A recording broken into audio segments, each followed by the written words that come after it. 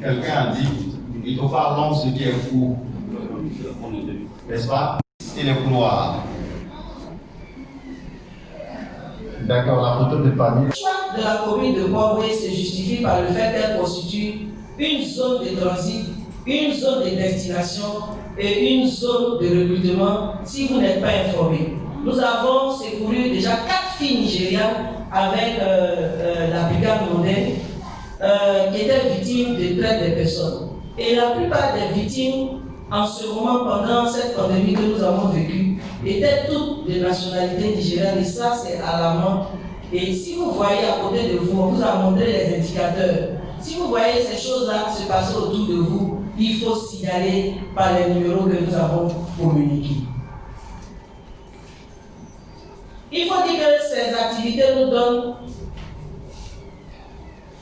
nous interpellent, nous, en tant que population, à œuvrer auprès des autorités gouvernementales dans le but d'éradiquer ce phénomène qui est la lutte contre la traite des personnes. Et c'est pourquoi, au-delà d'une simple sensibilisation, Madame la ministre attend de vous un engagement résolu pour une synergie d'action qui contribuera à extraire le phénomène de la traite des personnes en Côte d'Ivoire. Mesdames et messieurs, conformément aux recommandations de la revue à mi-parcours du plan d'action national de lutte contre la traite des personnes à l'initiative du ministère de la Solidarité, de la Cohésion sociale et de la lutte contre la pauvreté, avec l'appui technique de nos partenaires, nous avons pu enregistrer dans le cadre de nos activités 1180 victimes de traite des personnes, 1180 victimes de traite des personnes en Côte d'Ivoire, dont 493 mineurs et 687 adultes. Et nous avons enregistré aussi 384 plaintes. 81 personnes ont été interpellées, identifiées et déférées, dont 38 personnes d'origine ivoirienne et 43 d'origine étrangère. Il faut relever aussi que 40 personnes ont été condamnées pour traite des personnes. Ces chiffres révèlent que la détection des victimes de traite des personnes et la punition des auteurs conformément à la loi, comme le prône notre gouvernement, est en marche. Il convient, à la fin de mes propos, de réitérer mes sincères remerciements à Madame le ministre, à l'endroit de nos partenaires techniques et financiers OIDC qui nous accompagnent aujourd'hui, pour la main tendue et pour leur appui constant à notre cher pays, la Côte d'Ivoire, dans la lutte contre la traite des personnes.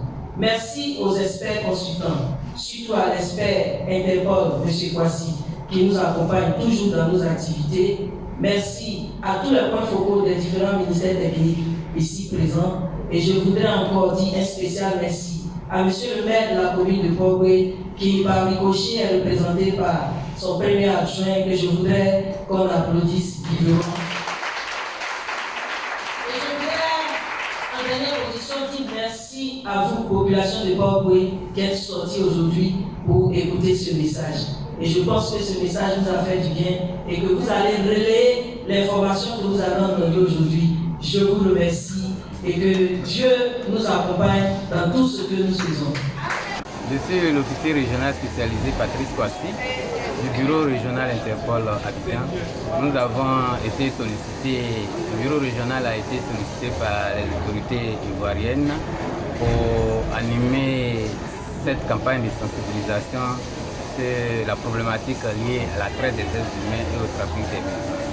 Il s'agit pour nous de porter un message fort aux populations sur les causes, les conséquences et surtout les indicateurs de la traite et du trafic des migrants afin que toutes les communautés, toutes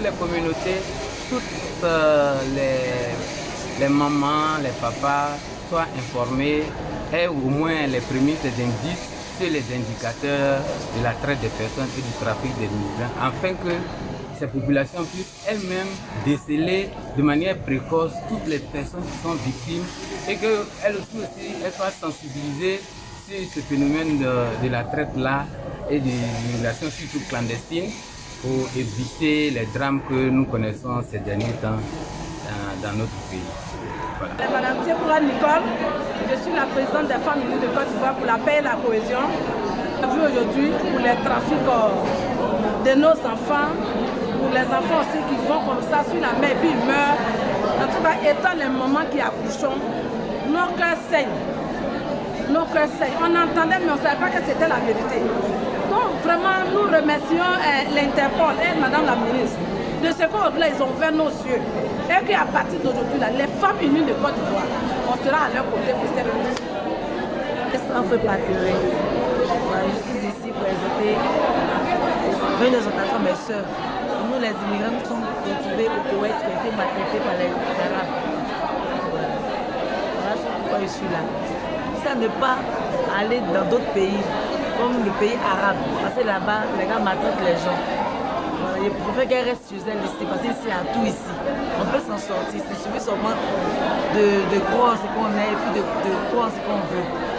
On prête le cadre pour sensibiliser la population, nous aussi nous sommes sensibilisés désormais. Et donc on fait la bataille qui est menée par le gouvernement pour que, à Port-Bouilly, ce phénomène soit maîtrisé, soit éradiqué et que de plus en plus de membres de nos communautés, nos populations soient sensibilisés, que nous tous nous restions des veilleurs pour détecter le moindre signe d'alerte qui laisserait penser qu'on a à côté de nous des victimes de traite humaine ou de traite de la personne.